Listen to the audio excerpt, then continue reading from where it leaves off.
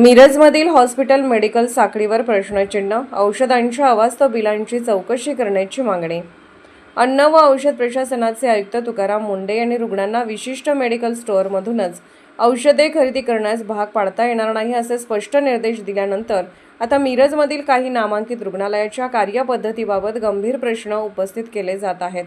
रुग्णांचे नातेवाईक आणि सामाजिक कार्यकर्त्यांकडून औषधांच्या अवास्तव बिलाबाबत तसेच रुग्णालयाशी संलग्न मेडिकल स्टोअर्सच्या व्यवहाराबाबत चौकशीची मागणी जोर धरू लागली आहे। मिळालेल्या माहितीनुसार मिरजमधील एका नामांकित रुग्णालयात एक कडकलक्ष्मी अपघातग्रस्त रुग्णांवर उपचार करण्यात आले। संबंधित रुग्णाच्या उपचाराचे बिल सुमारे 1.50 लाख रुपये तर औषधाचे बिल तब्बल 3.50 लाख रुपये आकारण्यात आल्याची माहिती पुढे आली आहे।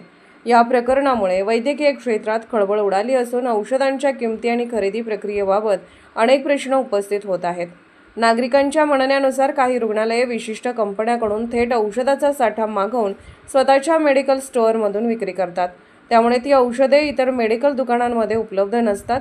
परिणामी रुग्ण आणि त्यांच्या नातेवाईकांना पर्यायच उरत नाही आणि रुग्णालयाने सांगितलेल्या ठिकाणाहूनच औषधे खरेदी करावी लागतात। यामुळे औषधांच्या किमतीमध्ये पारदर्शकता राहत नसल्याचा आरोप होत आहे। याशिवाय काही मेडिकल स्टोअर्समध्ये परवानाधारक फार्मासिस्ट अनुपस्थित असणे, औषधाच्या साठ्याची नियमित तपासणी न होणे तसेच कालबाह्य औषधांच्या विक्रीबाबतही नागरिकांकडून शंका व्यक्त केल्या जात आहेत। या सर्व बाबींची सखोल चौकशी करून दोषी आढळणाऱ्यांवर कठोर कारवाई करावी अशी मागणी आता जोर धरू लागली आहे। अन्न व औषध प्रशासनाकडे निवेदन देणार असून रुग्णालये आणि मेडिकल स्टोअर्स यांच्यातील व्यवहारांची स्वतंत्र चौकशी करण्याची मागणी करणार असल्याची माहिती समोर आली आहे। आरोग्य सेवा ही रुग्णांसाठी दिलासा देणारी असावी, आर्थिक शोषणाचे साधन नव्हे।